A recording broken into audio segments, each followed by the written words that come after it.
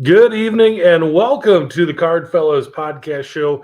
It is Wednesday night. It is a 10:30 show, as we always have every week here on Card Fellows. We do the 10:30 Wednesday night live show on YouTube. And tonight, Matt is traveling, so he is off this evening. It is a solo show, man, by yours truly. And we're going to be talking about a little bit different stuff tonight. We typically do a set every Wednesday night, but I kind of depend on Matt for a lot of that research. And with him not here, I decided I still wanted to have a show, but I would do something a little bit differently. So tonight, what we're going to do is, one of my favorite years of collecting was 1988. And 1988 is definitely not looked at as a banner year for rookie cards when it comes to baseball. But there actually were some pretty good Hall of Fame rookies, and we're going to go through some of those rookie cards. Obviously, it is junk wax era, so there's not a ton of value in these cards. But if you're looking for kind of some cool Hall of Famers and some interesting guys and interesting stories, I think it fits the bill there. Plus, I think the cards are super. They are definitely 1980s. You see these cards and the designs, and you know exactly when they're from. And they're just kind of sets that I enjoyed and sets that take me back to that kind of bygone era. I'm going to talk about kind of the key rookies and then a few rookies from that era that are not so key, but they're just interesting players. If you're watching this and if you're watching live, go ahead and drop it into the live chat. But if you're watching later on recorded, please put in the comments kind of some of your favorite rookies from this 1988 baseball card class. Now, again, this is the baseball card class. So a lot of these guys, their first year in the majors was probably 1987. A lot of them may have actually appeared before that. Some of them did not. So we'll get into that as well. Again, not a banner year as far as like just awesome. You don't have Ken Griffey Jr. like you do in 1989. 1990 had a whole bunch of guys in it. The 87 sets, in the main sets, you've got McGuire, you've got Bonds, you've got there's actually some Canseco cards in there as well. But there's some Hall of Famers and there's some really, really, really good baseball players. We'll start with Craig Biggio. This is Biggio's. This is his 1988 scorecard, and this scorecard came from the traded set. This is the card number 103T, and a PSA 10 of this card goes for about $75. Now, Craig Biggio played in the league for 20 years. He was a 7-time All-Star, converted from catcher to second base. Played a little outfield as well. When the Astros picked up Jeff Kent, they asked him to go to outfield, and he did that. He was an all-star at two different positions, both at catcher and at second base. So a guy that definitely had a lot of tools, a lot of ability, was able to play several positions. He actually moved to catcher in college. He was a second baseman, a pure second baseman. And the college team needed a catcher one year, and they asked him to move there, and he did. And he was such a great athlete. He ended up becoming a major leaguer at catcher, and obviously at one point an all-star before, some injuries kind of started to take hold. They needed Biggio. They thought his career would last longer if he moved to second base, and he did that very successfully. Another guy from 1988 that you look at some of the great players from this year in baseball cards. It was Tom Glavin. Tom Glavin won 305 games in his career, Hall of Famer, 22 years in the majors. And, there's just probably not going to be a whole lot more 300-game winners in the majors. They just don't keep starting pitchers in the game that long anymore. A lot of starting pitchers get pulled out in the fifth or sixth inning. They're trying to kind of keep those guys healthy throughout the year. So a lot of times they maybe leave the game winning, and the middle relief gives up a loss or something, or maybe they just get pulled before the team can get a lead, and then they just end up not getting the decision. So I don't know how many more 300-game winners we're going to see in baseball. I'm guessing not a whole lot. Glavin won the World Series MVP in 1995 when the Braves won it. Yeah, and then he went on to pitch for the Mets for about 5 years before coming back to Atlanta to retire. Probably the thing that a lot of people, at least I remember him from, is that Nike commercial. Him and Greg Maddux, when Heather Locklear walks by and says, "Have you guys seen Mark? Have you guys seen Mark?" The chicks dig the long ball commercial. McGuire hitting the bombs in batting practice, and the pitchers decide they're gonna go ahead and become great hitters as well. It was just an awesome commercial, iconic commercial. Just put it into YouTube in the search, put "chicks dig the long ball" Tom Glavin. You'll get it. It's a 1 minute long video. That's pretty funny. Glavin had 4 rookie cards that year. All 4 major companies put his rookie card in the set. This Topps card number 779 and the PSA 10 is about a $50 card. The Donruss card number 644 to PSA 10 is about a $35 card. The Fleer card, that was number 539 and the PSA 10 is about a $30 card. And then you've got the Score card as well. And this one, I think it's kind of cool. The other ones are all pose shots, but the Scorecard is actually an action shot. It's a full extension of that left arm. That's card number 638, and that's about a $35 card in the PSA 10. So all very affordable cards if you're looking to kind of get into a Hall of Fame pitcher. And again, probably one of the last guys that will retire a 300-game winner. Really, really great value there to get his cards. The other guy we're going to talk about tonight in the Hall of Fame is Robbie Alomar. Now, Roberto Alomar is going to go down as one of the greatest second basemen ever. He's going to be the first player to go into the Baseball Hall of Fame as a Toronto Blue Jay. He won back-to-back World Series championships with the Jays back in the early 1990s. Finished his career with 10 Gold Gloves, 2,700 career hits. He was a lifetime 300 hitter. Bounced around a little bit later in his career. Unfortunately, I think a lot of people know him as kind of that spitting incident he had later in his career. But one of my favorite players growing up, and a guy that definitely just made things happen. And he's shown here in his card as a shortstop, played most of his career as a second baseman. This card here in a PSA 10 is a $40 card. It is a pretty tough card to get in a PSA 10, so if you can buy one, it's probably going to be your best bet. These 88 Donruss cards, I think they're cool. I love the design of them, but the card stock was really thin. There's flaking, there's bad corners, there's bad centering. They're just really, really tough to get in a 10. So if you can find one that's a card you want to buy, I would just go ahead and buy it rather than try to get one, because they are tough to get a 10 in. This is the 88 Score. It's a 105T. It's out of the traded set. This one's going to be a little bit more low pop just because it was a traded set that wasn't heavily produced.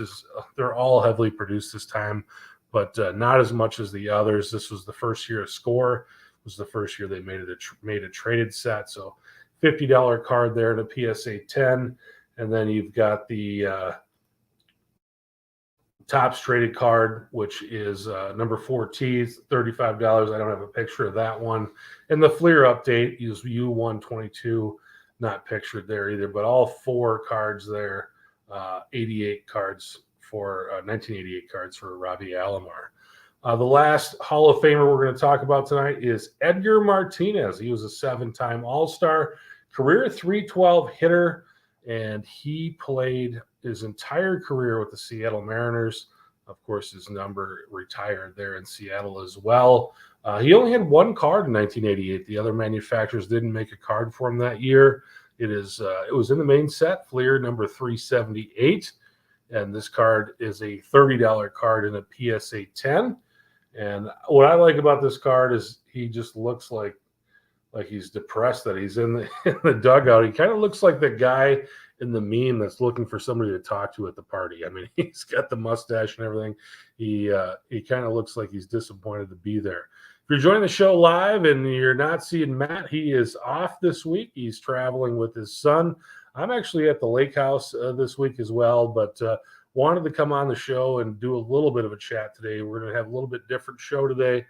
We are talking about 1988 baseball rookies. We'll get back to the sets discussion next week. So that's Edgar. We've gone through the Hall of Famers from the 1988 baseball card class. Let's get into some players that are not Hall of Famers, but also have a pretty big following. And we'll start with Tino Martinez. He made his debut a few years after Edgar. Both players played in Seattle. They share the same last name, but they're not related. This card here was from the Team USA set that was in the 1988 Topps traded set. And if you remember, our 84 baseball USA baseball team players, those cards ended up in the 85 in the regular set. You could pull them out of packs. Now this, the USA baseball players that played in the Team USA 1988 Olympics, they were in the 88 traded set. So you were not able to get them out of packs. You could buy the set though, the traded set, get the whole thing. Tino ended up leaving Seattle in the mid-90s, went over to the Yankees in 96, won 4 World Series championships with the Yankees. This card right here sells for about $50 on a PSA 10. This is the Topps traded number 66T. Most of Tino's rookies came in 1990. I know the Fleer, Upper Deck. I believe the Topps also came in 1990. So this was really the only card for Tino Martinez in 1988. Another guy from that Team USA team, Ventura. He was a big bat for that Olympic team. He was Player of the Year in college baseball for Oklahoma State. He ended up playing 16 years in the big leagues. Most of his years and his best years were with the White Sox. He was a 2-time All-Star, 6-time Gold Glover at third base. But I think Ventura, probably best known, is the guy who charged the mound on Nolan Ryan, ended up hitting Nolan Ryan's fist with his face. That was kind of a funny story. And I think, again, that's another one, if you want to look that up on YouTube, it is just a legendary moment in Nolan Ryan's career, a guy that threw over 5,000 strikeouts, probably one of the best known pitchers to ever play in the Major League Baseball. But a lot of people will remember Nolan, at least people in my generation, for just beating the crap out of Ventura when he came up to charge the mound. And I know people still bring that photo to Nolan Ryan to get it signed, and I think he gets a good chuckle out of it. I know there was a time where they said Robin was not signing that photo, and I probably could understand why. I'm not sure if he's signing it now or not. Ventura ended up having a 1989 Topps draft picks card. He was shown in his Oklahoma State jersey in that card. But most rookies for him also 1990. I know the Fleer, the Upper Deck as well. Hey, John MP, how you doing? John's got a comment here. Ventura was great. He met him in the late 90s and early 2000s. John ended up, or not John, but Robin ended up managing the Chicago White Sox for about 5 years as well.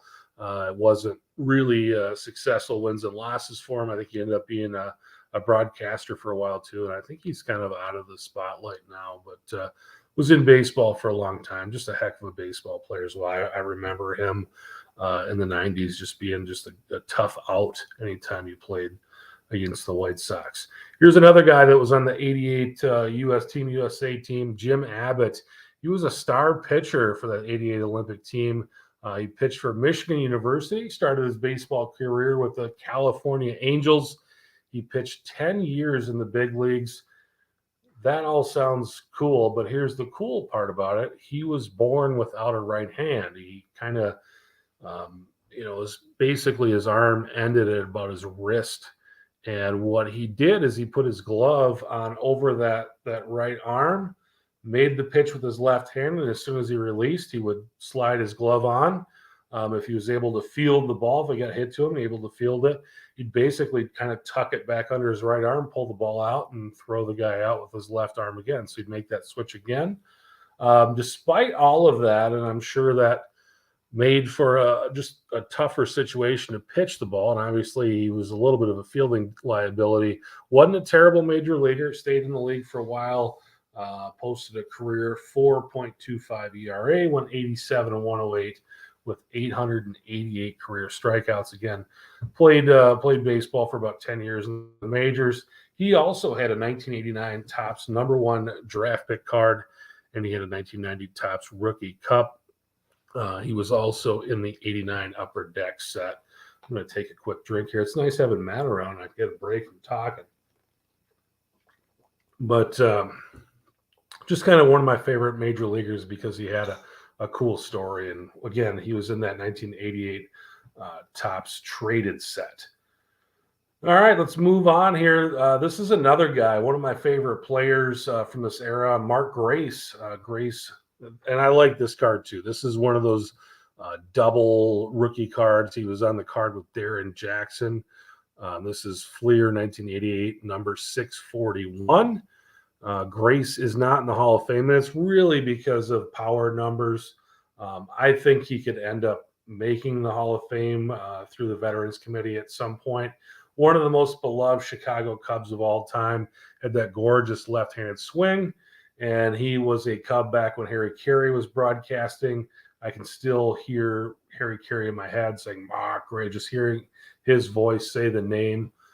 He is a career 303 hitter, almost 2,500 hits in his career, led the 1990s in hits, led all of the majors throughout that decade in hits with 1754. And to this date, Mark Grace and Pete Rose are the only two players that have led a decade in hits that are not in the Hall of Fame. And obviously, Pete Rose, it's not for what he did on the field. And I think that Mark Grace definitely should be a guy. Again, it's the power numbers. I think he only has like 150. He actually has less than 150 home runs, something like 125. That keeps him out of the Hall. But with almost 2,500 hits, he also played. He played in 2 postseasons with the Cubs. Won the World Series in 2001 with the Arizona Diamondbacks. Had a big hit.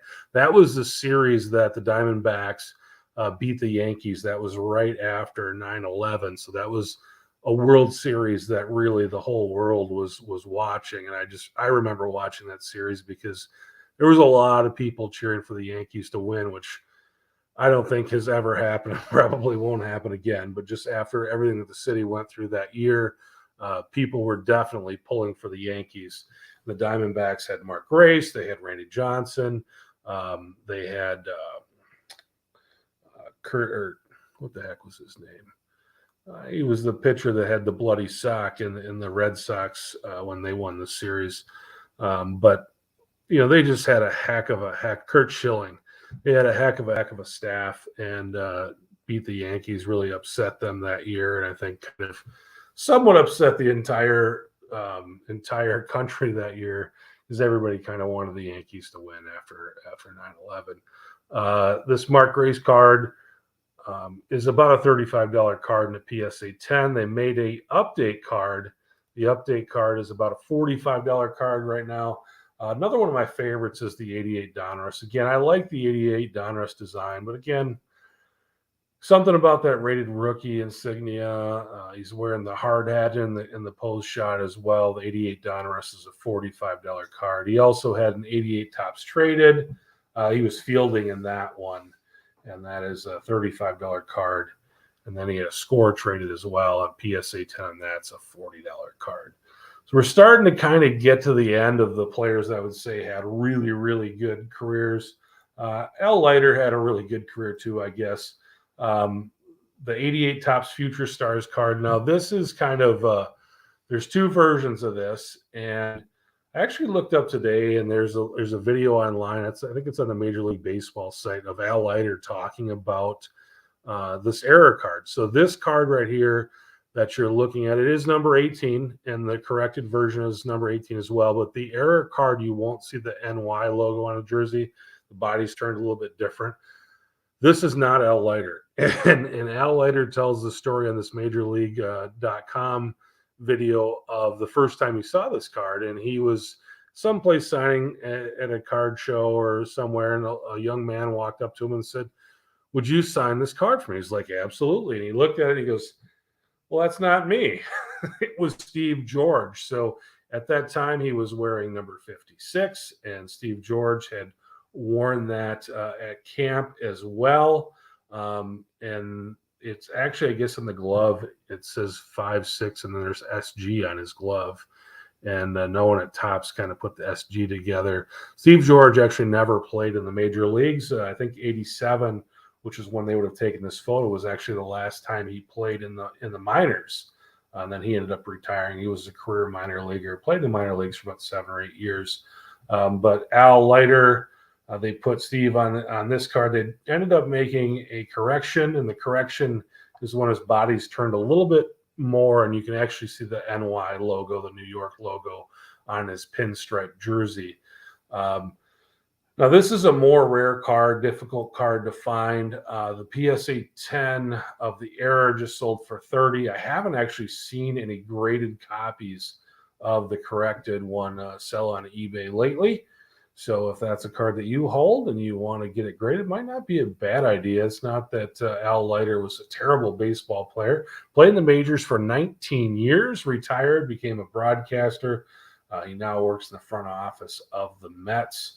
And, of course, his son, Jack Leiter, pitched at Vanderbilt, was the number 2 pick in the 2021 baseball draft by the Rangers. So this is, if you've got that card laying around, maybe it's worth getting graded because there's not a ton of them out there. So it's something to keep an eye on. Here's another one from that 1988 Topps set, which I think a lot of people kind of poo-poo this set, but I actually really enjoy this.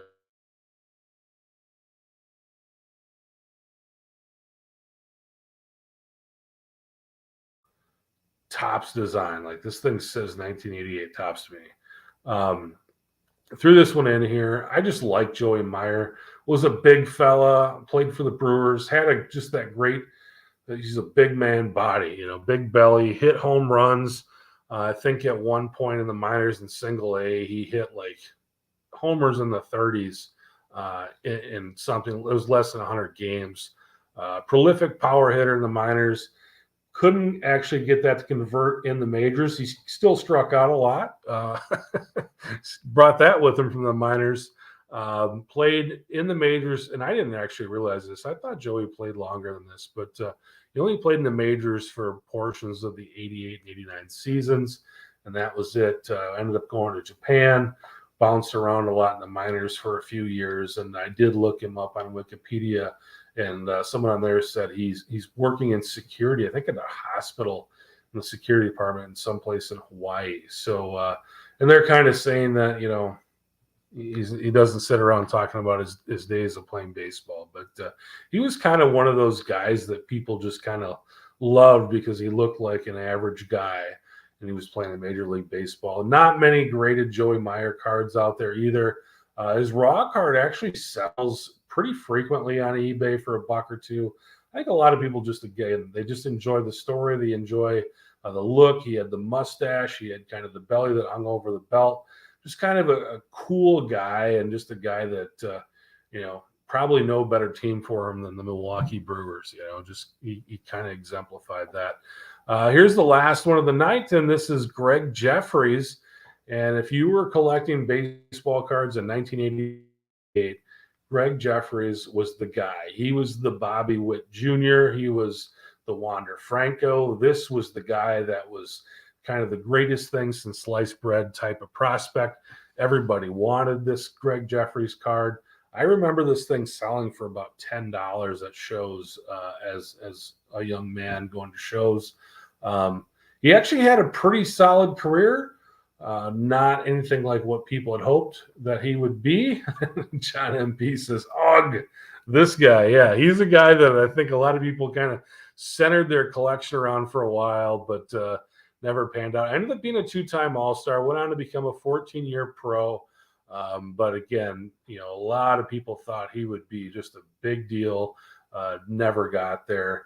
But again, frequently this card's selling on eBay for $1 or $2, and I think it's just people kind of trying to get back to the nostalgia of things and remember those days where this was a card that people chased.